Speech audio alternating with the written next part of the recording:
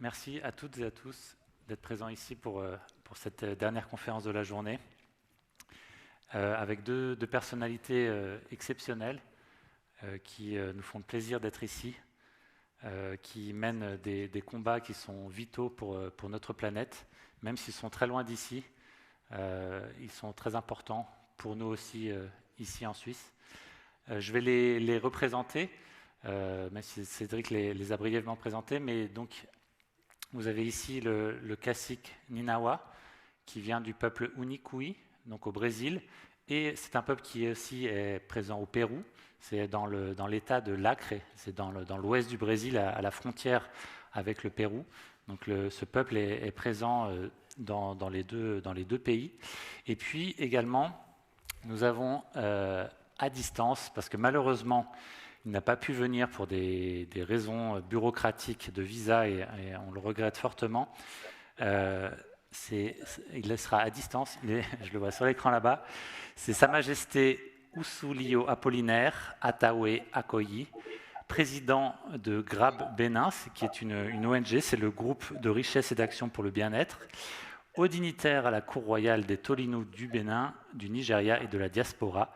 Il est également membre du Conseil des sages de Nice Future. Et donc, il interviendra également à distance. Nos autres invités aujourd'hui, je remercie beaucoup Sébastien Fleury, qui va assurer la traduction de mes propos et des propos de Ninawa en portugais, qui est également président de Nice Future. Il est également, pour Nice Future, donc cette association, il y a Barbara Stedler, qui est donc la fondatrice de cette association. Et enfin, Sophie Swatton, tout au bout, qui est philosophe, qui est économiste et également maîtresse d'enseignement et de recherche à l'Institut de géographie et de durabilité de l'UNIL. Merci à tous d'être ici. D'abord, je vais commencer tout simplement avec vous, Ninawa. Est-ce que vous pouvez nous en dire plus justement sur le chant que vous venez de réaliser? Quelle est sa fonction? Boa noite a todos. Antes de qualquer palavra, eu queria fazer convite a todos que se sentirem à vontade, se quiser se colocar de pé. Bonjour à tous, et il fait une demande à toute la salle ici si on peut rester debout.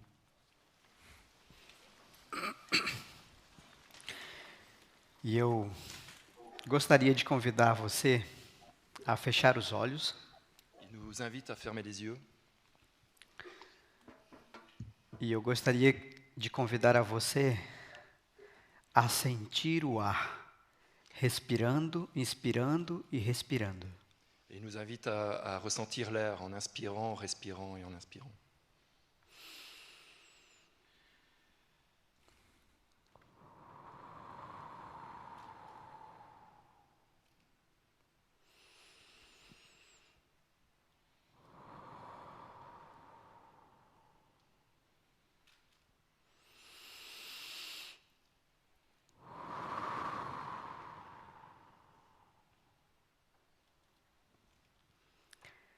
E eu gostaria de compartilhar com vocês também. J'aimerais aussi partager avec vous A respiração representa a vida. que cette respiration représente la vie. E para manter a vida, temos muitos seres sagrados, entre elas nós temos a floresta. Et pour maintenir cette vie, en fait, nous avons beaucoup d'esprits qui nous relient à l'air et à la forêt. E a floresta é dos elementos sagrados que mantém esse ar que nós respiramos. Sem a floresta, nós não poderíamos respirar. Et la forêt a justement ce principe de nous aider à respirer. Et sans cette respiration, il n'y a pas de vie. Obrigado, podem sentar. Merci à vous. Também gostaria de cumprimentar meu irmão Príncipe Apollinaire. J'aimerais aussi remercier mon frère Apollinaire. E a todos que aqui estão. Et nous tous ici. Bom, esse canto que todos nós compreendemos quando é uma música, é um canto. Mas nós rezamos em forma de canto. Ici, tout le monde comprend ce que c'est un chant, mais en fait, dans notre culture, le chant se transforme aussi en prière. E esses rezos, os mais velhos nos ensinam, e quando nós estamos conectados com a espiritualidade, são palavras que falamos com os espíritos da vida. Et ce chant qui est une prière, en fait, nous permet de nous connecter de manière sacrée avec les esprits qui nous entourent dans notre forêt. E com esse canto de rezo que eu fiz, eu falei: todos nós que estamos aqui somos irmãos. Et dans ce chant, j'ai appelé ces esprits, en fait, et pour inviter aussi l'atmosphère que nous sommes tous des frères ici, frères et des sœurs. Somos filhos da mesma mãe, que é a Mãe Terra. Nous sommes tous les fils de la même terre qu'est la terre-mère, Que nós moramos numa única casa chamada planeta. et que nous vivons tous dans la même maison qui est notre planète. Então, que nós devemos se amar, se respeitar. Et notre devoir est de s'aimer et de se respecter. É isso que significa esse rezo através do canto. Et c'était ça la signification de ce chant qu'il nous a partagé. Merci.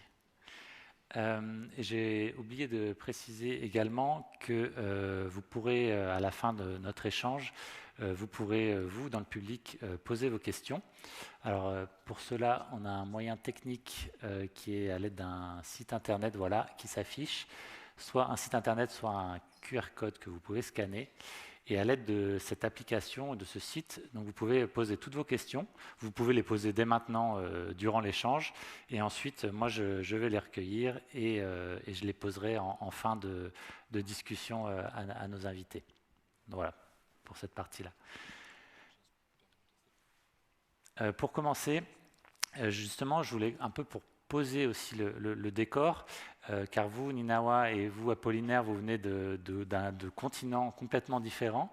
Est-ce que, je vais commencer par Ninawa, est-ce que vous pouvez nous parler tout simplement, nous décrire en fait l'environnement dans lequel vous vivez, votre village, votre forêt? Est-ce que vous pouvez, voilà, en quelques mots, nous expliquer comment on vit là où vous vivez?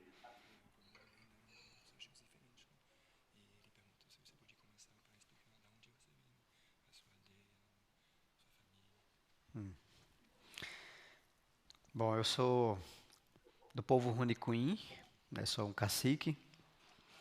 Je suis du peuple Unicui et je suis le représentant de ce peuple, un cacique. E eu venho da região norte do Brasil, fronteira do Peru com a Bolívia, que chama Estado do Acre. Au Brésil, c'est la région du Nord, c'est la région qui est à la frontière avec le Pérou. E o Estado do Acre é dos estados da região amazônica. Et l'État s'appelle l'État de Acre et ça fait partie de la région amazonienne. O meu povo Runicuim, nós temos aproximadamente 140 anos de contato. 140 anos de contato. Mon peuple Unicui, en fait, il a à peu près 140 ans de contact avec la civilisation, l'homme blanc. Somos a maior população indígena do estado. Et dans l'État de Acre, c'est la plus grande population indigène, les Unicui. Mas também o meu povo, nós nos consideramos ainda guardião dos conhecimentos ancestrais. Mais de 90% dos conhecimentos ainda permanece vivo no nosso povo. Et dans notre peuple, en fait, on est reconnu comme les gardiens des savoirs ancestraux et de la forêt. Et on sait à peu près plus ou moins 90% des savoirs qui ont été transmis des ancêtres. Hoje, mais de 60% da nossa população são jovens. Et la population jeune représente 60% de cette nation Unicui. O meu território fica numa cidade chamada Feijó. Mon village, il est très proche de la municipalité qui s'appelle Feijó, pour ceux qui connaissent.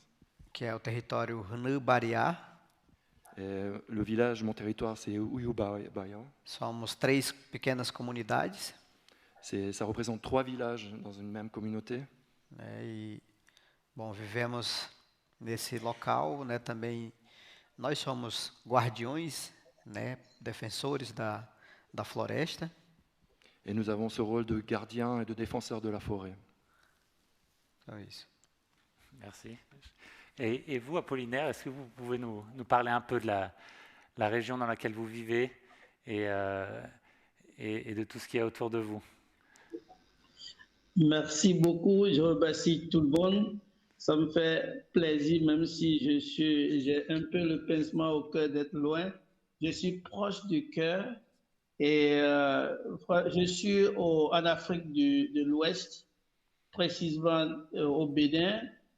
Et je vis entre l'océan Atlantique et une zone complètement presque humide dans une communauté où nous sommes en contact avec la forêt et sites sacrés.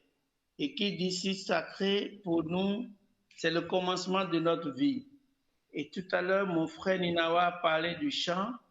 Pour nous, peuple Tolinou, au commencement était le chant. Et à la fin, il y a aussi le chant qui vous accompagne.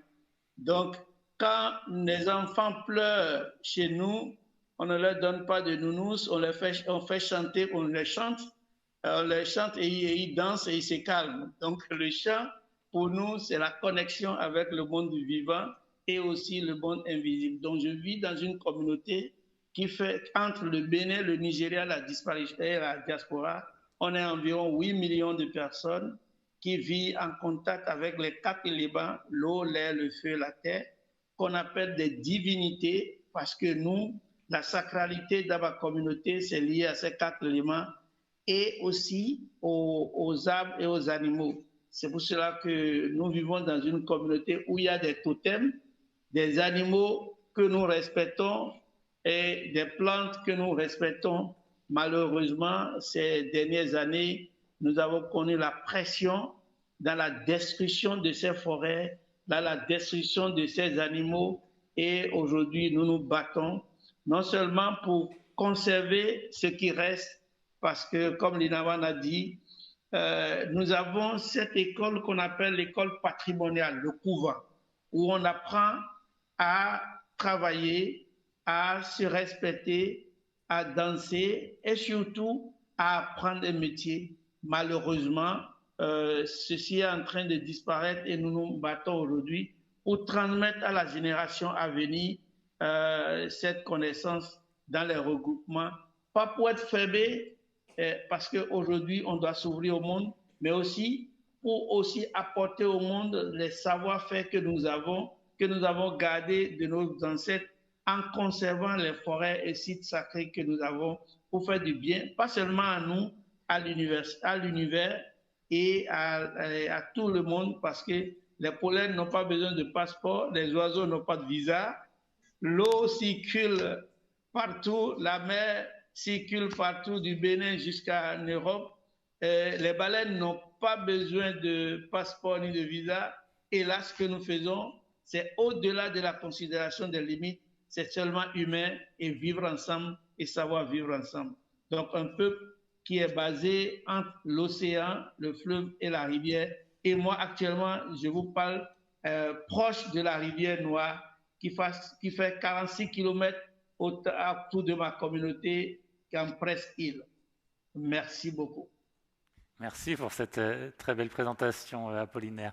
Justement, à propos de cette cosmologie, justement, on a vu le petit film juste avant de commencer. Vous vous êtes rencontrés, vous Ninawa, vous êtes allés sur place au Bénin, au sein de la communauté d'Apollinaire.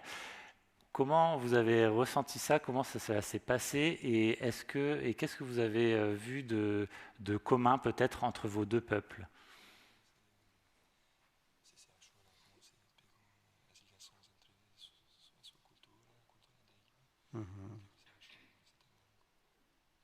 Bom,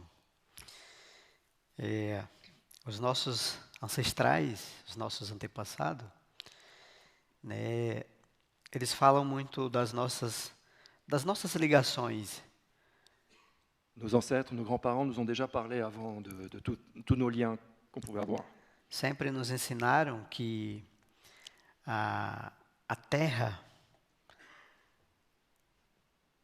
Ils nous ont toujours appris que la terre, como a nossa mãe principal, a mãe de todos nós, comme notre mère principale, notre mère à tous. ela faz essa ligação, independente da divisão geográfica que nós vivemos hoje. Elle n'a pas de limite en fait. Et ceux qui créent des limites, ce sont nous en fait. Il n'y a pas de limite géographique, c'est une création humaine. E ao visitar o território de Apolinê, Quand je suis allé dans la communauté de Apollinaire, eu me senti em casa, je me suis senti à la maison. né? Eu me senti acolhido tanto pelas pessoas do local, como me senti acolhido pela conexão espiritual do local. Je me suis senti bien accueilli tant par la communauté, les personnes, que par le côté spirituel. E isso comprovou para mim de que realmente não há uma separação nossa enquanto Runicuim de nenhum ser humano. Não existe essa separação da natureza e as pessoas. Nós somos uma pequena parte da natureza. Cela, quand j'étais là-bas, ça m'a prouvé en fait que ces séparations n'existent pas et qu'on n'est qu'une infime part de cette nature. No meu povo, nós temos pessoas da minha família que têm o nome do mundo animal, tem pessoas que têm nome do mundo vegetal, tem pessoas que têm nome do mundo mineral e do mundo astral também. Dans ma communauté, on donne des noms en fait aux personnes par rapport à tous les mondes, hein, tous les règnes, autant végétal, minéral, astral, spirituel. E isso nos une ainda mais em relação à natureza. Et cela nous réunit encore plus avec la nature. Eu acredito que muitas pessoas não conseguem entender esse processo de como qual é a nossa relação, a nossa convivência dentro de um território junto com a natureza. J'imagine que pour nous ici, c'est difficile de comprendre ce lien aussi fort en fait avec les éléments de la nature, de la forêt. Essa não separação que eu falo, ela está presente na vida de todos os seres humanos, de todos os seres vivos. Cette non-séparation dont je suis en train de parler, en fait, elle existe partout, en nous, hors de nous. Por exemplo, para começar, nós respiramos um ar. Pour commencer, nous respirons tous le même air. E eu tenho certeza que nenhum de nós que estamos aqui dentro desta sala respiramos um ar diferente. Todos nós respiramos o mesmo ar. Et je suis persuadé que personne ici respire un air différent. Nous respirons réellement, concrètement, tous le même air. Quando nós bebemos da água, nós bebemos a mesma água. Avec l'eau, c'est la même chose. Quand on boit l'eau, c'est toujours la même eau pour tout le monde. O alimento que vem para a nossa mesa todos os dias está produzido da natureza, da terra. Et l'alimentation qui nous nourrit vient de la terre, vient de l'agriculture, de la terre. Então, isso está mais do que comprovado que nós não somos independentes da natureza. Todos nós estamos interligados, todos nós estamos ligados diretamente. C'est pour ça que ce qu'il veut dire, en fait, c'est qu'on n'est pas indépendant de la Terre ou de la planète. On est tous interliés à ça, quoi. Quando eu trago num canto que todos nós moramos numa mesma casa, e isso nos faz todos sermos irmãos. Quand je chante dans une maison, par exemple, c'est ce qui fait aussi que nous sommes tous des frères. Que os nossos anciãos nos ensinam que nós estamos todos ligados pelo nosso cordão umbilical formando esse nosso planeta. Ce que les ancêtres nous enseignent aussi, c'est que nous faisons tous partie du même cordon ombilical de ce qui vient de cette planète. Porque a nossa matéria, isso aqui, dizia o meu avô, que é emprestado da Mãe Terra. Depois ela vai voltar para a Terra outra vez, mas o nosso espírito vai continuar existindo.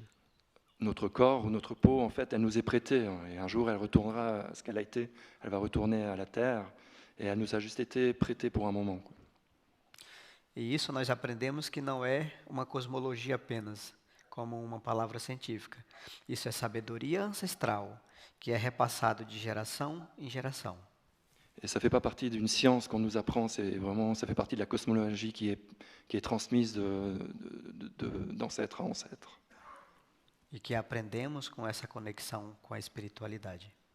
Et que nous apprenons, que nous approfondissons avec la connexion spirituelle. Merci pour ces explications. Apollinaire le disait, vos territoires, je pense que tout le monde le sait, sont en péril. Vous devez vous battre, je pense depuis votre naissance pour ces territoires, pour la préservation de ces territoires. Et on dit souvent, vous par exemple, Ninawa, qui êtes, mais je pense que c'est le cas également pour Apollinaire, pour toutes ces forêts primaires, c'est les poumons de la terre. À quel moment vous avez compris que vous deviez vous battre non seulement pour votre propre forêt, mais que ce combat, il était universel, il était pour la planète entière?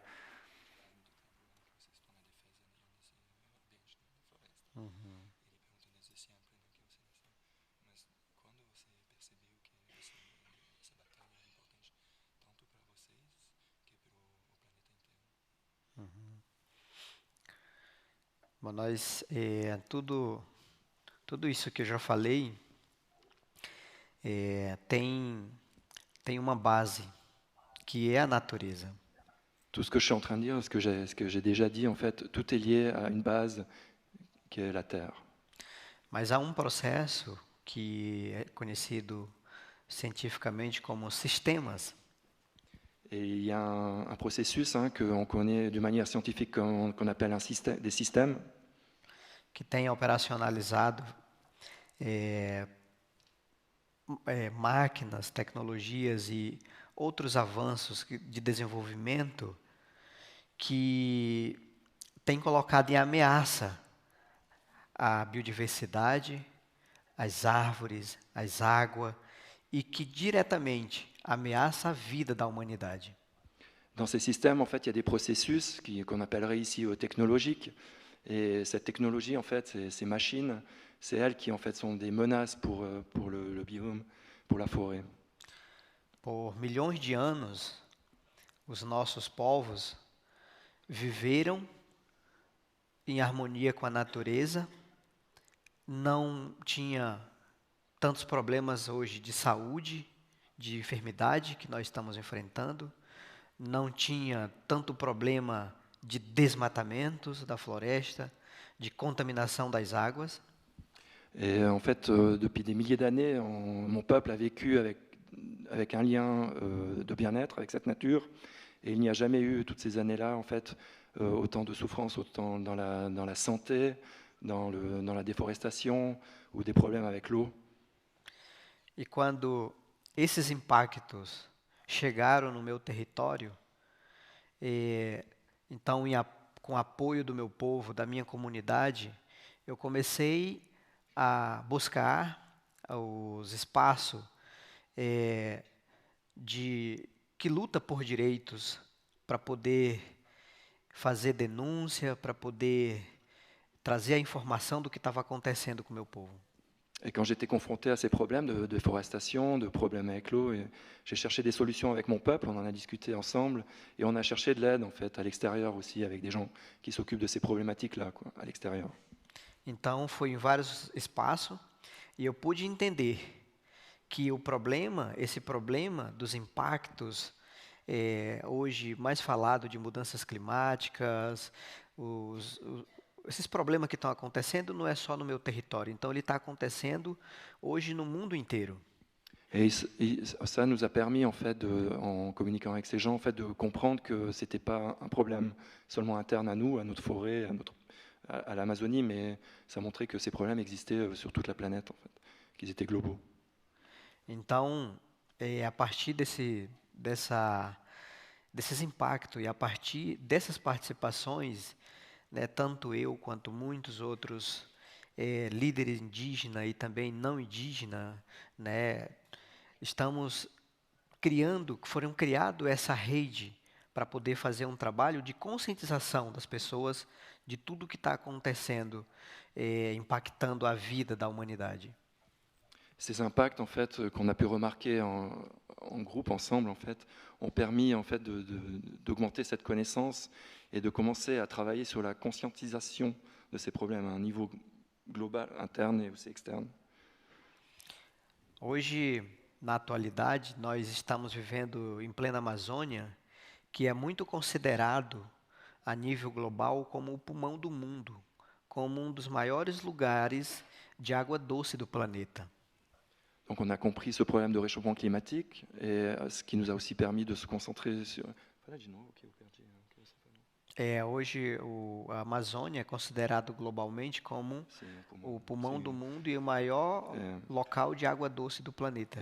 L'Amazonie est très connue parce que c'est la plus grande réserve d'eau douce sur la planète et aussi comme le poumon de la Terre. Mas em plena Amazônia, nós, enquanto povos indígenas e outras comunidades, temos que tratar a água hoje para poder ter água potável, porque está comprovado cientificamente que 80% dessa água ela está contaminada. Et notre problème actuel, c'est aussi avec l'eau, parce qu'on a remarqué qu'on ne peut pas boire notre propre eau, parce que scientifiquement, il y a eu des études qui prouvent qu'à 80% de l'eau fraîche en Amazonie est contaminée.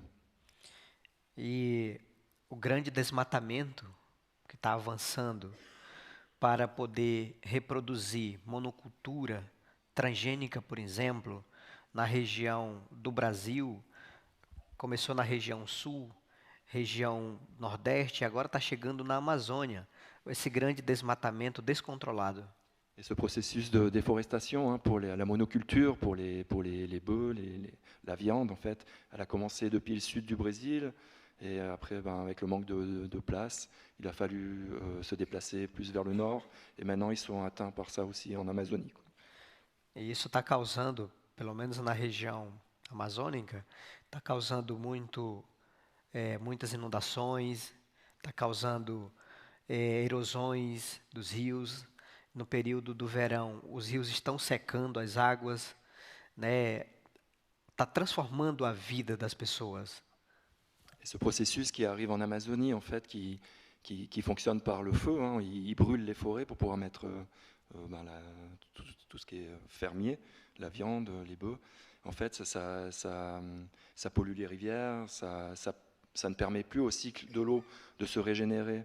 Et donc, ça mène que des problèmes, ce problème technique-là. É por isso que nós, enquanto eu, como Apolinê, entre outras pessoas, temos lutado para trazer esse trabalho de conscientização para as pessoas sobre a importância de nós criarmos coletivamente a responsabilidade de cuidar da natureza como um ser responsável pela nossa vida. Et notre travail, il se précise comment être responsable, comment se responsabiliser, d'être conscient. Et c'est ça justement le travail de Ninawa, et il citait aussi le travail d'Apollinaire. C'est vraiment cette conscientisation pour se rendre responsable, ça on est tous responsables. E como só para finalizar essa parte, como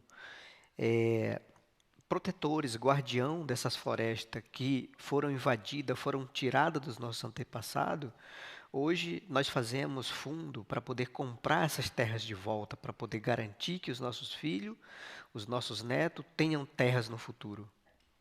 Et une des méthodes qu'on est en train de mettre en place pour la récupération de ces terres, pour pouvoir les protéger et être les gardiens de nos territoires qui nous appartenaient en fait ancestralement, c'est de pouvoir trouver des fonds, de faire des demandes de financement pour pouvoir racheter ces terres. Et c'est une façon de pouvoir les privatiser à notre avantage et de contrer en fait cette technique qui est destructrice. Et vous, justement, Apollinaire, il y a cette mission, finalement, elle paraît colossale.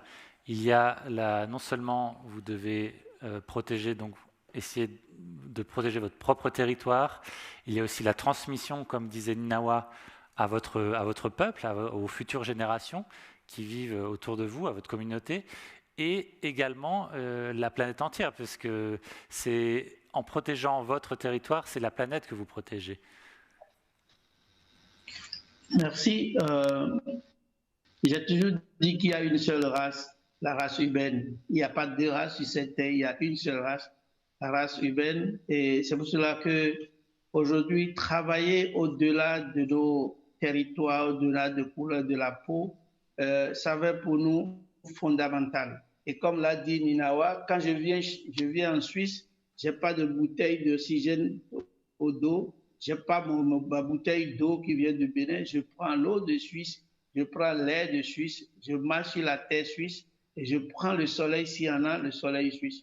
Ça veut dire que le travail que nous faisons doit être au-delà de nous, mais pour la génération à venir, cette génération que nous n'allons pas voir. C'est pour cela que nous, et moi j'ai pris conscience quand, après l'université, j'ai enseigné la science de la vie et de la terre, où je voyais ce que on m'enseignait et que je voyais. La nouvelle génération n'a pas la chance de voir. Tout petit, nous, on peut rester à la maison, les singes peuvent venir jusqu'à nous, on peut retrouver le python royal qui circule autour de nous, mais à un niveau, on a senti, on a compris qu'il y a en train de le faire disparaître des grands arbres, de le faire disparaître parce que des idéologies qui sont anti-développement ont fugué avec parfois le capitalisme irréfléchi qui permet de dire il faut raser les forêts, il faut couper les arbres et pour que vous puissiez aussi faire le développement. Et je me dis quand même, si l'oxygène que nous avons aujourd'hui vient de quelque part, il faut que nous soyons conscients pour dire, pour mettre la fin à ce monde, il suffit qu'on puisse raser tout ce qu'il y a comme forêt, il suffit qu'on pollue toutes les eaux et les humains vont disparaître tranquillement.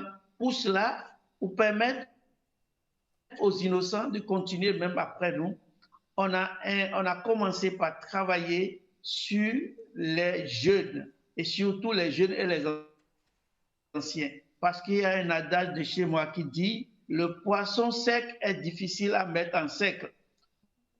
Le poisson sec est difficile à mettre en sec, mais quand le poisson est humide, vous pouvez mettre ça en sec. Ce qui veut dire que si la jeunesse savait, vieillesse pourrait. Ça veut dire que si nous pouvons faire prendre conscience à la jeune génération, parce que aujourd'hui, c'est eux les décideurs de demain, c'est à eux qu'on a loué ça et on va tôt ou tard laisser cette terre. Mais quelle terre laisserons-nous à cette génération? Donc nous allons installer ce qu'on appelle dialogue intergénération, dialogue communautaire et l'apprentissage intu à plus prendre conscience et être des adultes responsables demain à travers la protection des forêts sacrées, plantation des arbres. Et comme l'a dit Ninawa, notre combat aujourd'hui, c'est de récupérer plus d'espace autour de nos forêts sacrées, de restaurer les forêts, de faire vivre les animaux qui ont existé, parce que le problème qu'on a oublié, les humains pensent qu'ils étaient les meilleurs de cette terre.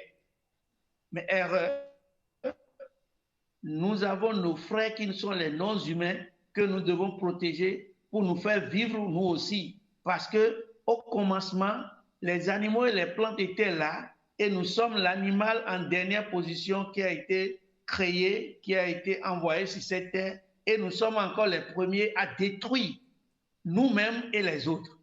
C'est là où je vois la consommation anacéphalique des humains, l'inintelligence parfois de nous à vouloir tout dans l'esprit anthropocentrique, tout à nous, et on se détruit sans le savoir, en détruisant la terre, en détruisant l'air, en détruisant les forêts, en détruisant la couche d'ozone. Au fait, on se détruit nous-mêmes, parce que tout cela peut vivre calmement sans nous, mais nous ne pouvons pas vivre sans l'eau, sans l'air, sans la terre, sans la végétation. D'ailleurs, une partie de la forêt se trouve dans notre estomac. Sans ça, on ne pourrait pas même être debout. Il y a des êtres qui vivent en nous. Et sans ça, on ne pourrait pas être debout. Mais pourquoi on veut tuer ce qui est à l'extérieur? C'est de voir comment créer l'harmonie avec la nature. Et c'est ce que nous nous vertuons à faire en se basant sur les connaissances de nos ancêtres et en s'ouvrant aussi aux autres pour voir qu'est-ce qui a réussi, qu'est-ce que nous avons fait comme erreur, qu'est-ce qui a été erreur ailleurs pour qu'on ne fasse pas les mêmes erreurs qu'on puisse créer l'équilibre, harmonie, homme-nature pour vivre un peu. Parce que aujourd'hui, nous sommes face à des conséquences, des effets pervers du changement climatique. Nous avons eu des crises climatiques, des crises idéologiques, des crises alimentaires, mais les humains font face encore à une autre crise, crise identitaire. Qui sommes-nous? Et la réponse, nous sommes une partie de la nature, cette nature que nous sommes en train de détruire parce que nous sommes venus de la nature et tôt ou tard, nous allons retourner à la nature. Avant ça, soyons nous-mêmes, notre image vis-à-vis de la nature et soyons en harmonie avec la nature pour que notre retour ne soit pas catastrophique parce que ça ne va pas épargner quelque part. Petit comme grand, nord comme sud, même cause, même combat, nous devons être unis pour protéger les terres où on peut encore remettre les forêts à leur place, les eaux qu'il faut encore protéger, les savoirs qui guérissent qu'on peut encore protéger et ça n'est pas une personne ici comme là-bas, même cause, même combat. Merci. Merci Apollinaire.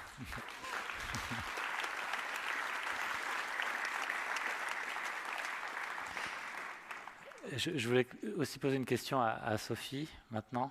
Parce que justement vous travaillez et vous allez d'ailleurs sortir un livre bientôt autour de justement des rapports entre ces savoirs ancestraux et puis la science. On a l'impression que tous ces peuples autochtones, ils sont unis pour défendre leurs savoirs ancestraux. Parfois, ils vont dans Ninawa comme Apollinaire, ils vont de COP en COP, ils vont de sommet en sommet. On a tout de même l'impression parfois que leur voix est marginalisée, qu'elle reste à l'état qu'elle est à peine écoutée et qu'il n'y a pas tellement de réponses. Celle des scientifiques, en revanche, en tout cas de notre point de vue européen, souvent on a tendance à leur donner un peu plus de crédit. Et quel est justement, est-ce qu'il y a une union qui peut se faire aussi entre la communauté scientifique beaucoup plus forte et ces peuples autochtones? Oui, c'est une très bonne question. Je crois qu'il y a eu quelques éléments de réponse dans le film qu'on a pu voir. Quand Apollinaire, Ninawa parle des femmes, de cette importance que les femmes soient libres, en lien aussi avec la Terre, bien sûr, et d'écosystèmes. Apollinaire parle d'écosystèmes et il parle du vivant. Il explique, sauf erreur, qu'il s'agit aussi de replanter des arbres, pas simplement pour les êtres humains, mais pour le vivant, pour les animaux, parce qu'on en a besoin. L'air, la terre, le feu, ces éléments nous sont communs. Et on sait aujourd'hui, par des travaux de scientifiques, on commence à savoir qu'effectivement, les arbres communiquent entre eux, qu'il peut y avoir des arbres de pluie, on sait comment certains arbres font pleuvoir, et donc on sait comment cette reliance des racines, des champignons, tout ce qui est après économie symbiotique, la manière dont le vivant s'enchaîne, on commence aujourd'hui à le comprendre, à avoir d'une perspective plus globale ces savoirs ancestraux par les savoirs modernes. Et donc c'est peut-être de ce point de vue-là, que l'on peut donner du crédit. Malheureusement, il faut du crédit aussi scientifique pour des connaissances millénaires, avec des scandales aussi sur les questions de propriété intellectuelle, qui est un autre débat, mais extrêmement, extrêmement important. Et je pense que c'est par cette entrée-là sur les sciences naturelles, sur la manière de montrer qu'il est important de respecter la terre, l'air, l'eau, en étant en gratitude, des pratiques qu'on a oubliées, la terre, l'humilité, dire merci. Donc, c'est cette connaissance scientifique, mais également des connaissances ancestrales liées à des spiritualités qui pourraient peut-être faire sourire chez nous ou accepter le temps d'une conférence et puis on va qu'à ses occupations. Mais ce sont ces chants, comment les faire résonner en nous au-delà d'une heure et demie, même c'est fabuleux de pouvoir avoir ce temps à disposition. Comment renouer une conscience d'appartenance commune au-delà des scientifiques, mais qui concernent les citoyens, toutes celles et ceux qui sont aussi attachés à leur terre ici. Il y a des menaces qui pèsent pas très loin, entre Morges et le Jura, sur des forêts aussi, dont on voudrait pouvoir les garder. Donc comment lier les questions sur le droit, sur l'écocide, sur le droit de propriété, le droit d'usage, comment faire sens en mélangeant les droits à différents niveaux et la conscientisation. Tout ça, c'est l'objet aussi d'une enquête. Alors c'est l'objet effectivement du livre, comment on met les rationalités, spiritualité, savoirs ancestraux et modernité au cœur des combats qui sont aujourd'hui combats à tous ces peuples. Combats, on en retrouve aussi en Indonésie, pays que je connais bien. Ça a été le même procédé. Pareil pour le Canada, dans les pays du Nord, on retrouve cette expulsion des peuples premiers pour déforester, pour s'accaparer des terres et en oubliant une appartenance commune. Donc comment retrouver chez nous cette conscientisation, ce sentiment d'appartenance large qui, en touchant la raison bien sûr, mais aussi le cœur, pourrait faire une alliance des deux et permettre une prise de conscience aujourd'hui, au-delà des clivages politiques. Ça, c'est une question et ça me paraît très important au niveau même des neurosciences, le fonctionnement du cerveau, la musique, les émotions. Comment pouvoir promouvoir un discours joyeux également. On sait que les rapports alarmants sont importants, les scientifiques les promeuvent, mais que ça ne suffit pas. Ça peut même créer du déni au niveau de la mise en route, au niveau de l'action. Donc comment toucher par cette voie, mais par d'autres aussi, liés à cet amour premier, à ce sentiment d'appartenance, au sens de Walzer, d'une sphère première qui est celle de la Terre. Et justement, j'aurais une question ensuite pour Ninawa à propos de la biopiraterie.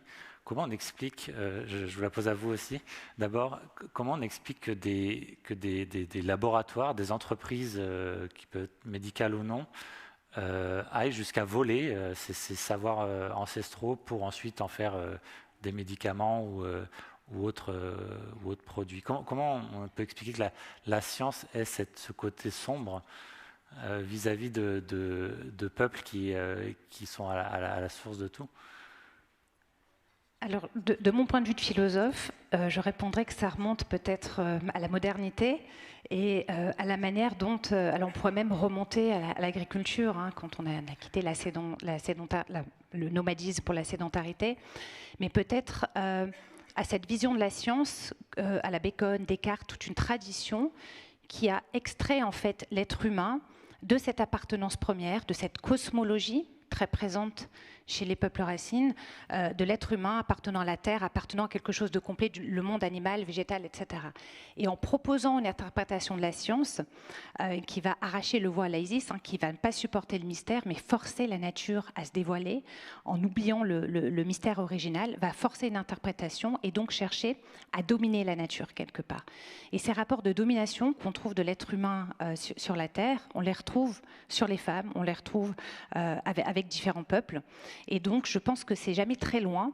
Et on le voit aujourd'hui avec des plantes, avec des connaissances pour lesquelles les ancêtres des caciques qui sont ici ont été brûlés, persécutés, évangélisés d'office. Les religions aussi ont fait aussi des dégâts, au même titre que la science, quand elle s'associe dans le mauvais sens du terme, alors que la vraie science va avec la vraie spiritualité.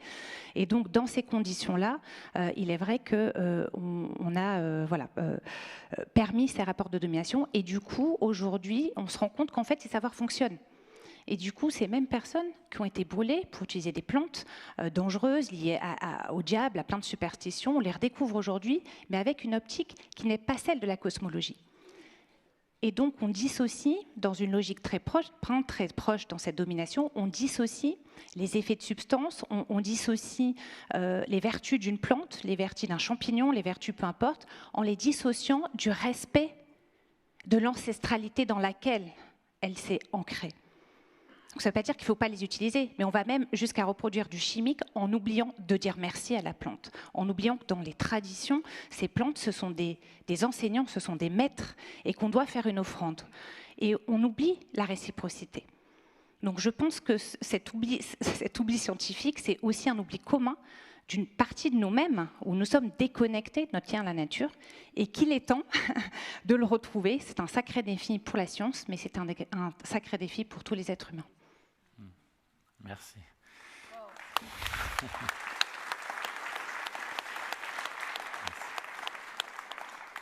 Et justement, cette question pour vous aussi, Ninawa. Justement, l'année dernière, il y a un an, vous étiez à Genève pour une réunion de l'Organisation mondiale de la propriété intellectuelle pour défendre justement ces savoirs ancestraux qui sont pillés. C'est l'un des nombreux mots auxquels vous êtes confrontés. Il y a un traité a été signé. Est-ce qu'il est satisfaisant pour vous ?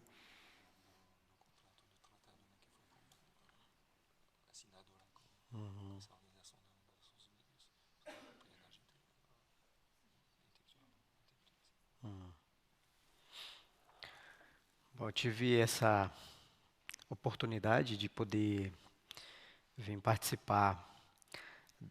É um espaço de decisão muito ampla, né? São muitos países que tomam essas decisões nesses espaços sem a presença de povos indígenas. Então, eu tive essa oportunidade de participar dessa vez, o ano passado.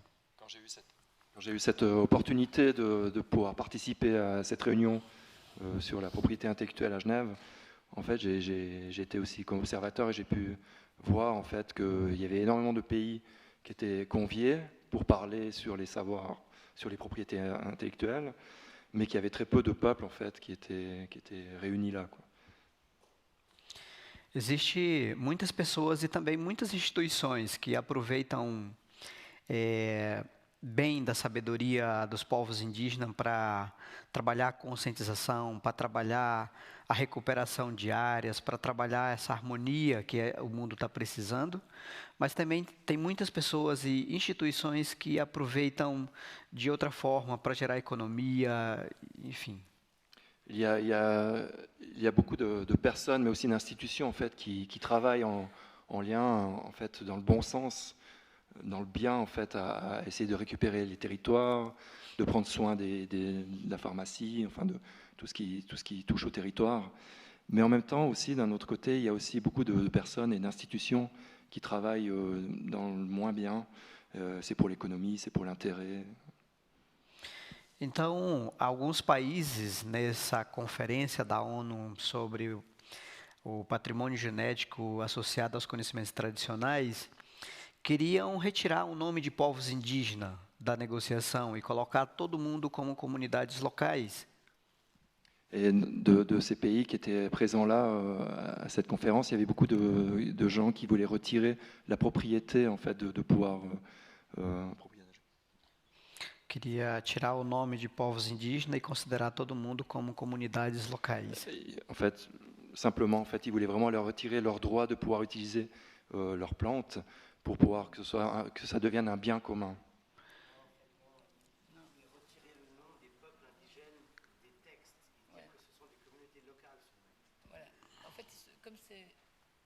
Le micro. Ok, ouais, merci Mathé, top. En fait, Ouais. juste pour le contexte, c'est un traité sur les droits des savoirs, de propriété intellectuelle des savoirs des peuples sur leur connaissance du vivant. Et c'est que les pays qui votent et les peuples premiers ne sont pas considérés comme des pays. Donc ils n'ont pas le droit de vote sur leur propre savoir, en fait. Et ils ne sont pas invités à parler. Donc ils viennent de leurs propres moyens financiers qu'ils n'auront pas pour essayer d'avoir leur propre voix sur les propres lois qui veulent leur toucher, sur tous les brevets qui sont en train de se faire par les pays et les grosses multinationales sur leurs propres connaissances. Ok. E também queria retirar, que são muito importantes, retirar também o termo do texto, queria tirar sobre conhecimentos tradicionais e colocar só o texto aprovado como patrimônio genético, por exemplo. Et en fait, ils voulaient retirer en fait la mention sur les textes de connaissances traditionnelles et ils voulaient mettre en fait comme un bien commun. Ouais. E países onde tem investido muito na sociedade farmacêutica, cosmético, que muitas pessoas, às vezes, sem respeitar esse direito originário dos povos indígenas, querem se apropriar desse conhecimento tradicional. Et le monde en fait cosmétique, pharmaceutique voulait vraiment pouvoir utiliser ces produits sans faire mention en fait au savoir traditionnel. E isso tira também a intenção de tirar os povos indígenas, apagar essa história do conhecimento tradicional, sem contar que quando para fazer repartição de benefício, os povos indígenas não são beneficiados.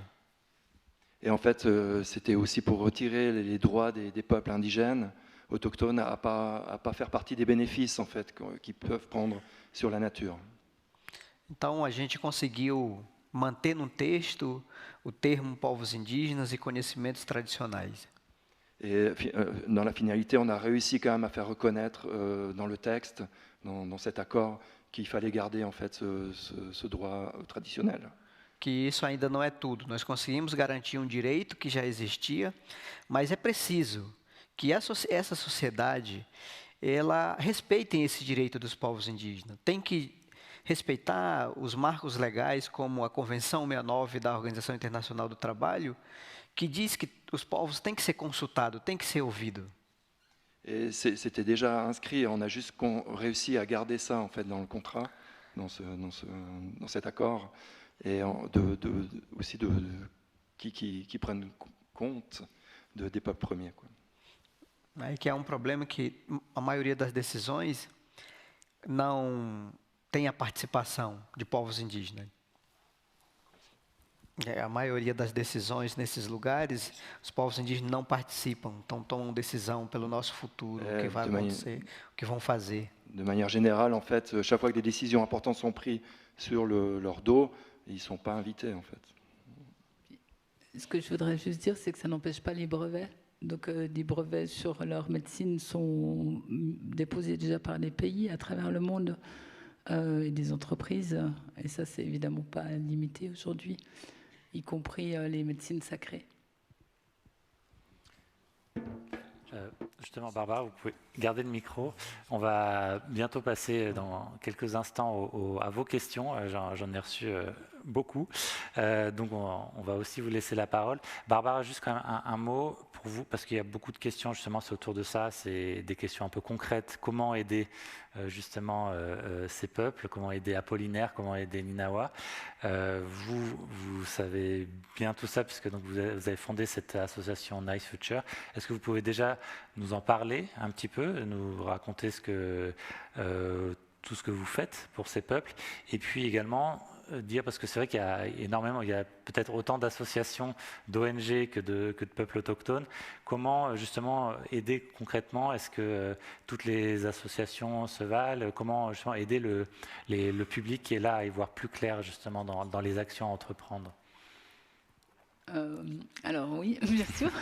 Alors l'association déjà Nice Future, elle est ancienne, hein. Elle est née en 2003 avec un engagement depuis le départ pour la terre et beaucoup d'activités. On s'est déjà rencontrés à plusieurs reprises, notamment le Festival de la Terre, enfin des gros événements. Le but, c'était vraiment de conscientiser ici autour de prendre soin du vivant. Ça a toujours été la même chose en fait. Et un jour, il y a une dizaine d'années, un autre leader d'un autre peuple est arrivé à ma porte.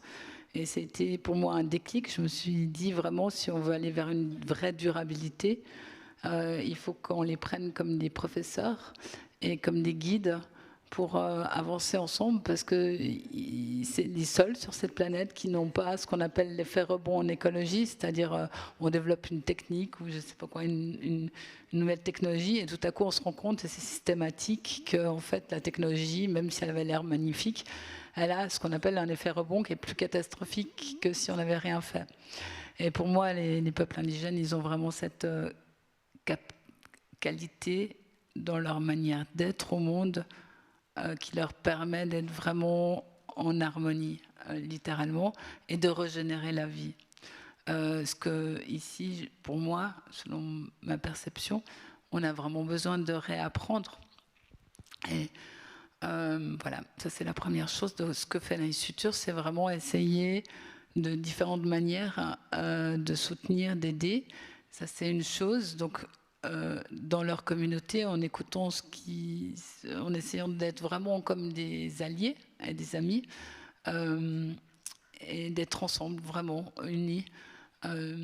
Et puis, évidemment, pour Apollinaire aussi, que je ne vois plus. Donc, ça nécessite de se connaître, je pense, et de s'aimer déjà, d'avoir le cœur vraiment comme des frères et des sœurs. Je pense que c'est une première chose, et en tout cas, c'est le processus que j'ai eu. Et donc, du coup, on ouvre des événements en Suisse pour entrer dans cette connexion profonde. La deuxième chose qui est possible pour les aider, c'est vraiment de soutenir, alors évidemment financièrement, les projets, pour chez eux, que ce soit des petits financements, des grands financements. Il est toujours possible d'offrir. Non, on essaie de réfléchir à justement que tout le monde puisse participer quand il y a un élan du cœur. Donc, il est possible d'acheter un arbre qui est planté chez Ninawa ou chez Apollinaire. Et ça, on peut l'offrir. On s'est dit comment est-ce que ici aussi on peut le valoriser et l'offrir comme un cadeau, par exemple à un enfant, un anniversaire ou Noël. Vous pouvez faire plein de cadeaux d'arbres avec des petits certificats. Ça, c'est une manière toute simple et sympathique. Et puis il y a des choses plus approfondies où là on suit leurs besoins, que ce soit des puits, parce que comme on a pu comprendre, l'eau est polluée maintenant alors qu'ils buvaient tous l'eau de la rivière. Ils ont des besoins de remettre des poissons, parce que du coup ils font des poissonneries, parce que les poissons de la rivière sont pleins de mercure. Donc voilà, il y a de recréer je ne sais plus comment ça s'appelle, mais d'ailleurs Apollinaire a la même chose. Ils créent des espaces comme des étangs où ils remettent des poissons qui sont sans mercure et sains. Et puis du coup ils se créent leur propre alimentation en fait. Et puis le grand challenge, c'est racheter des terres et aller dans cette démarche-là, c'est-à-dire vraiment retrouver des espaces de terre autour de chez eux, souvent des lieux extrêmement importants, c'est des lieux ancestraux qui ont toute une histoire où il y a leurs lieux sacrés, leurs ancêtres qui sont enterrés, les poteries anciennes. En fait, c'est 2000 ans d'histoire que nous, on a vécu ici, mais eux aussi. C'est ça, on s'imagine toujours que c'est un peu sorti comme ça d'un chapeau. Mais non, en fait, c'est 2000 ans d'histoire où ils ont construit avec la nature, pendant que nous, on construisait des tours Eiffel. Donc, ils ont approfondi cette connaissance avec le vivant et ils l'ont établi sur des territoires. Et ça, c'est leur patrimoine. C'est plus qu'un patrimoine, c'est leur racine. C'est leur spiritualité, c'est leurs ancestralités, c'est leur lien avec leur ancestralité. Donc c'est extrêmement important qu'ils gardent leur terre. Et ça, c'est vraiment la grosse bataille. Voilà. Puis après, évidemment, on peut participer aux événements qu'on organise en Suisse. On essaie de vraiment créer des événements, notamment en été. On invite une vingtaine de peuples premiers pour vraiment créer, pour apprendre ici, avec eux, à devenir ce qu'on appelle des gardiens de la terre. Pour moi, c'est des gardiens de la terre. Et c'est un apprentissage qui n'est pas mental, si j'ose dire ça comme ça, mais qui va vraiment passer par l'expérience, c'est-à-dire retrouver une capacité de connexion plus profonde avec justement l'interconnexion entre humains, et aussi de commencer à apprendre à sentir le monde végétal, les animaux, et de pouvoir, il y a des trucs merveilleux après qui se passent, parce que ça arrive souvent qu'ils chantent et puis il y a les oiseaux qui arrivent, de pouvoir vraiment entrer en vraie relation profonde avec tout le vivant. Et ça, c'est un événement qui est plus dans l'expérientiel, parce que je pense que c'est comme ça qu'on apprend, qui se passe en été. Donc ça, c'est plus pour apprendre à devenir la grande famille humaine qu'on a besoin de devenir. Merci pour cette présentation. Et j'informe qu'il y a un stand Nice Future de l'association juste à la sortie de la salle où vous trouverez des brochures, des informations, de l'artisanat. Alors les événements, ils sont effectivement présentés juste à l'extérieur, notamment le projet Devenir gardien de la terre. Et puis, vous pouvez aussi acheter un arbre. Et surtout, il y a aussi de l'artisanat. Et moi, j'aimerais beaucoup qu'ils ne repartent pas avec de l'artisanat au Brésil. Il y a de l'artisanat des femmes du peuple de Ninawa. Et chaque fois que vous achetez un artisanat, vraiment, ça aide chaque fois une famille différente. Donc, je vous encourage vraiment à vous offrir. C'est des objets sacrés, les bijoux des uniques. C'est chaque fois des sortes de fréquences qu'ils mettent dans les bijoux, comme les chants. Et c'est comme si vous entrez en lien avec des fréquences sacrées. Et puis il y a aussi de l'artisanat, je ne vois plus Apollinaire, je pense qu'on l'a perdu, mais des communautés du Bénin. Et là aussi, c'est tout un travail qui est fait à la main avec amour. Et voilà, je vous encourage vraiment à entrer en lien aussi par la matière comme ça. Merci beaucoup. Donc ça sera juste après la conférence. Je vais commencer avec les questions du public. Pour la première, pour Ninawa. Justement, c'est donc le petit Marwan qui a 7 ans et qui vous demande, est-ce que vous avez déjà eu peur des animaux qui vous entourent?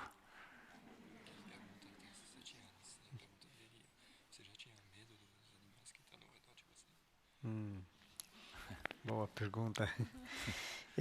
Não, a gente, desde criança, é tradição com os nossos pais, quando a gente nasce, eles têm os animais que a gente cresce junto com eles. Então a gente aprende a tratar como nossos irmãos também. Então não temos medo dos animais.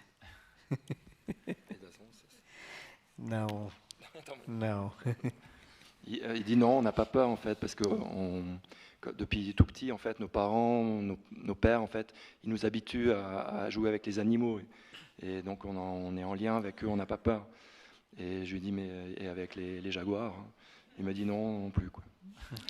Porque os animais só atacam quando eles estão em perigo, né? Et en fait, les animaux, ils attaquent seulement quand ils ont un péril, un danger. Bon, il a peur de rien.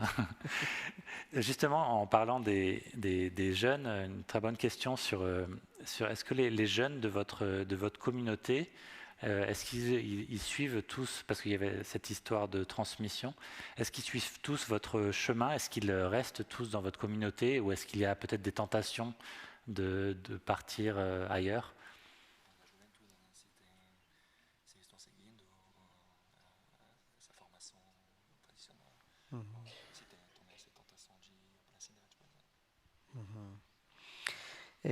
A maioria hoje dos nossos jovens, né, eles vivem dentro da comunidade.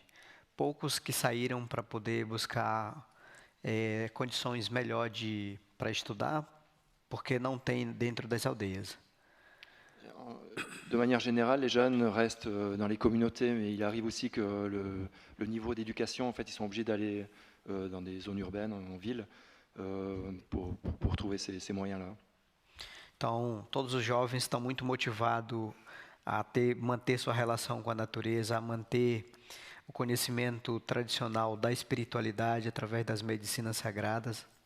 Et ces jeunes, en fait, ils gardent quand même un lien très fort, même ceux qui partent, avec les connaissances traditionnelles des médecines et en fait des traditions, quoi. E eu comecei desde 2021 trabalhando em um projeto que é a implantação de uma escola tradicional dentro do meu território, para que possa garantir cada vez mais que dê essa segurança cada vez mais para o jovem, né, manter vivo esses conhecimentos sagrados e não deixar que ele se acabe.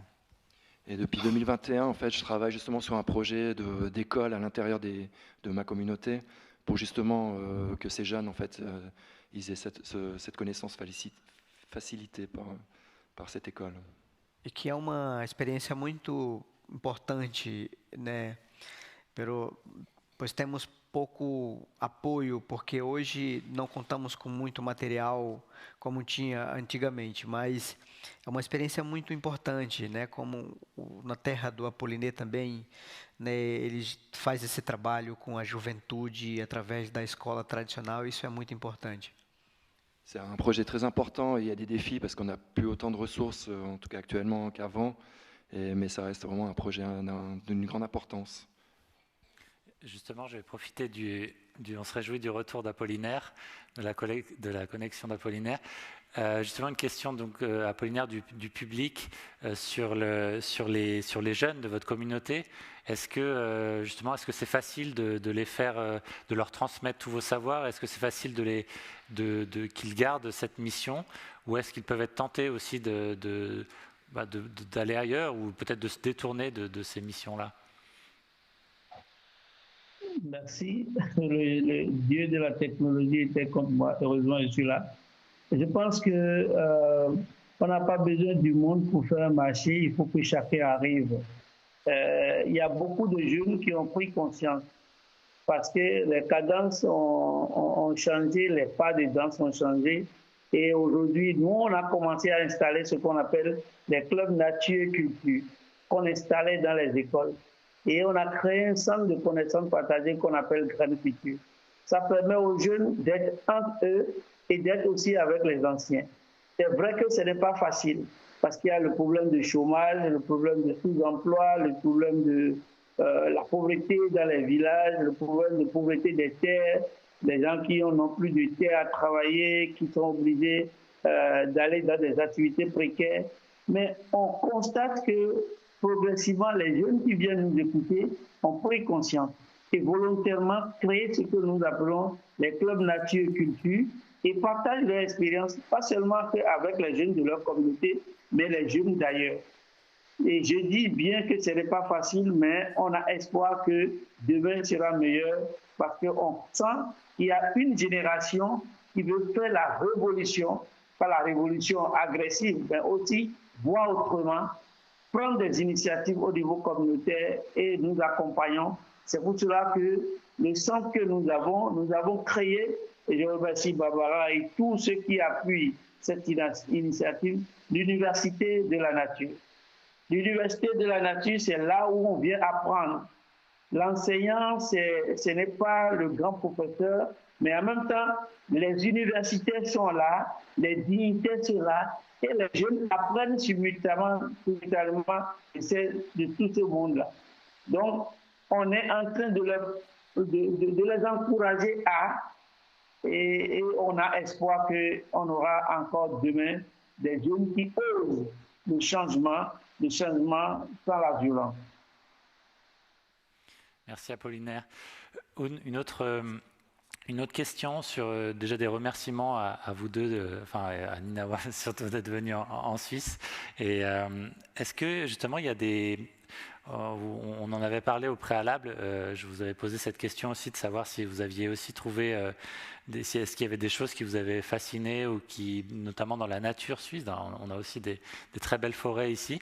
Et est-ce qu'il y a peut-être des choses, la question c'est plutôt, est-ce qu'il y a des choses qui vous choquent dans notre culture, que ce soit européenne ou suisse? Est-ce qu'il y a des choses comme ça que vous trouvez peut-être mauvaise ou négative? La nature et la culture. Plutôt, je pense, dans la manière dont on...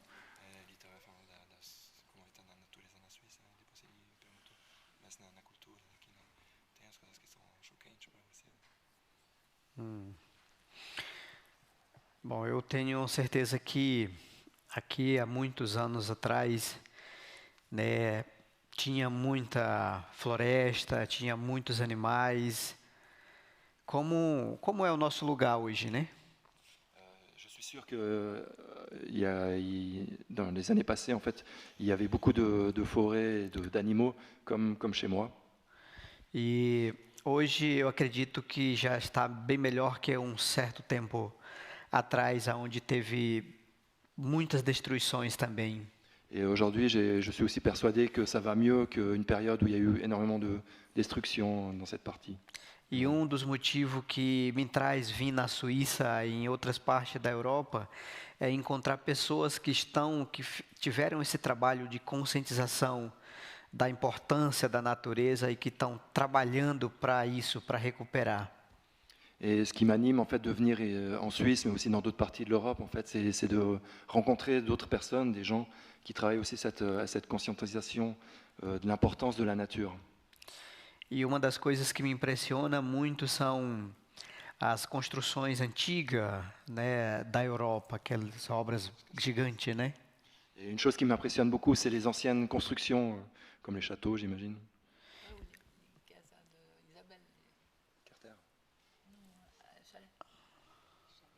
Ah, les chalets de montagne aussi. Também, e também essas construções, castelo, essas outras, né? Mas, sim, como ela está falando, de fazer essa comparação dessas casas antigas da montanha, né? Como é o chalé, e dessas construções hoje grandes, né? De castelo, de não sei o quê, igreja, né? Et en fait, ce qui des fois m'impressionne aussi, c'est de voir ces constructions entre la partie traditionnelle, les chalets de montagne comme ça, et ces constructions beaucoup plus modernes, plus grandes, ou comme des châteaux forts, quoi. Mas essas construções grandes, essas obras, me faz refletir muito. Quantas pessoas trabalharam ali sofrendo para construir aquilo, escravo e, né? Então isso me traz assim ainda grandes reflexões. Que muita gente, né, sofreu, morreu ali para poder construir, e isso ainda me faz refléter muito. Quand il observe les châteaux, ces grands édifices en fait très lourds, ça lui fait réfléchir. En fait, il dit mais combien de personnes il y a eu besoin pour faire ça et dans quelles conditions en fait ça a été fait, quoi. É por isso que eu sempre trago a importância da conscientização, para que aqueles erros do passado que não foram bons, a gente não cometa daqui para frente. Et il y a une grande partie dans la conscientisation, c'est de prendre les erreurs du passé pour pas les commettre à nouveau. Merci. Et vous, Apollinaire, justement, vous aussi qui avez voyagé, qui êtes déjà venu en Suisse, évidemment, est-ce que vous ressentez toute la spiritualité que vous ressentez dans votre forêt, sur votre propre territoire? Est-ce que ce sacré, vous le ressentez aussi quand vous venez ici, par exemple, dans les forêts suisses? Avant de parler de forêt suisse, je voudrais rendre hommage à un aîné, le professeur Inks, qui m'a permis aussi de voir qu'il y a beaucoup de mensonges à travers les médias. Et moi, j'ai rencontré des points d'énergie spirituellement forts en Suisse, que ce soit au niveau des points d'eau, des rivières, ou même dans des forêts, où des forêts ont encore cette communication originelle que nous ressentons dans nos forêts. Et figurez-vous que dans les médias en Afrique, au Bénin, si on veut montrer la Suisse, cette belle Suisse, on montrera seulement les buildings, les grandes voitures et les autoroutes. Pas plus, on ne dira jamais qu'il y a des forêts en Suisse. Et pour le jeune béninois africain, il pense que vous n'avez pas de forêt.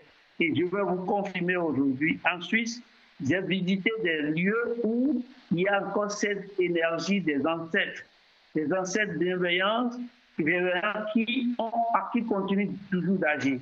Et plus, dans les montagnes, vous savez qu'on retrouve encore la valeur ancestrale des plantes médicinales que nous protégeons ici. On les retrouve en Suisse. J'ai une grande amie que Barbara connaît bien, et aussi quand je vois la manière dont elle travaille pour conserver ces plantes au niveau des montagnes et dans ces montagnes, sans oublier mon ami alchimiste qui m'a fait goûter des séries d'extraits alcooliques, d'extraits de plantes à partir de la distillation d'alcool. Ce que je fais d'ailleurs, je vous le montre, ça je fais pareil ici avec les plantes médicinales que j'ai retrouvées en Suisse. Je me dis, il y a des choses qui peut-être ne sont pas connues des Suisses, mais que nous, aujourd'hui, nous protégeons. Et quand on vient là-bas voir des collègues qui font la même chose, peut-être à des degrés plus peut-être perfectionnés, mais nous encore plus proches de la nature, eux, ils continuent de conserver le peu qui reste. Mais je vous confirme, il y a encore des espaces, des lieux qui conservent la spiritualité, l'énergie spirituelle du territoire en Suisse. L'autre chose, c'est parce qu'il y a beaucoup d'énergie qui ont été emprisonnées. Beaucoup d'énergie ont été emprisonnées dans ce que nous appelons des machines. On n'est pas contre les machines, mais des énergies emprisonnées dans les machines, c'est de retrouver des plantes en lien, ce que nous appelons les plantes liturgiques, pouvaient permettre d'atténuer l'effet de ces énergies. Parce que ces énergies, quand ça monte, ça agit sur le cycle de la femme, le cycle des jeunes, et il y aura plus de dépressions, il y aura plus de personnes en trauma en permanence, parce qu'il y a beaucoup d'énergie emprisonnée dans des matières et qui sont des énergies que nous véhiculons tous les jours sans trouver ce lieu qui nous désintoxique, au fait. Les lieux à énergie positive, les grottes que vous avez, les espaces où il y a encore des phénomènes d'eau qui coulent naturellement, sont des espaces à protéger, à conserver. pas juste pour le tourisme, mais aussi pour la méditation et le soin de qui nous sommes. Surtout pour les jeunes, je vous conseille, quand vous aurez un bout de temps, arrivez dans des zones où l'eau coule en permanence, déchaussez-vous, mettez vos pieds, ça soigne, ça recharge, parce que cette eau, vous n'avez jamais su comment ça se renouvelle dans le cycle, a fait des tours depuis vos ancêtres jusqu'à aujourd'hui. Et cette eau, qui sait, ça voyage plus loin, c'est rechargeable, et je confirme, Suisse, pour ce que j'ai pu voir, pour ce que j'ai pu toucher, il y a des espaces où il y a encore des énergies à capter pour l'énergie humaine, pour la spiritualité, alors que aussi il y a des espaces qu'il faut qu'on soigne. Et c'est ensemble, retrouver ces plantes liturgiques, ces plantes sacrées, ces plantes qui, quand les humains dégradent, ces plantes reviennent pour compenser les énergies et calmer les énergies afin que les humains puissent retrouver leur harmonie. Sans ça, on aurait fabriqué des monstres. Et pour finir, ça a été extraordinaire, une expérience de planter les arbres avec les petits-enfants. J'ai vu l'engouement à Nyon, j'ai vu l'engouement, j'ai vu le questionnement des petits-enfants, des âmes innocentes qui ne demandaient que la nature, la belle nature, même après nous les parents. C'est ça que j'ai vu d'extraordinaire ensuite, et je vous remercie. Merci beaucoup, Apollinaire. Et alors malheureusement, c'est déjà la fin de cette discussion. C'est toujours trop court et il y a énormément d'autres thématiques qu'on aurait pu aborder. J'espère qu'il y aura d'autres occasions. Je voulais, avant de terminer, juste vous demander à chacun, Apollinaire et Ninawa, un petit mot de conclusion. Qu'est-ce que vous pouvez, quel est le dernier petit discours que vous pouvez donner à notre public? Je vais commencer par Apollinaire, justement. Un petit mot de fin. Je voudrais remercier toute l'université de Louisiane et tous ceux qui sont présents, surtout la génération montante. Et il y a encore espoir. Il y a encore espoir si nous pouvons nous mettre ensemble. Au-delà des frontières, au-delà de la couleur de la peau, au-delà de nos philosophies, pour savoir que l'air n'a pas de limite. Les oiseaux quittent la Suisse pour venir en Afrique, d'autres quittent l'Afrique pour là-bas. Nous devons nous mettre ensemble pour créer un monde plus juste, un monde plus vivable. Chacun, même si ce n'est pas dans votre maison, ayez une relation avec une plante quelque part, même si c'est dans une forêt. Ça nous fera du bien, car je pense que demain sera meilleur et le meilleur reste à venir à vous. Je vous aime, je vous dis merci et à très bientôt. Ensuite, je reviendrai en août.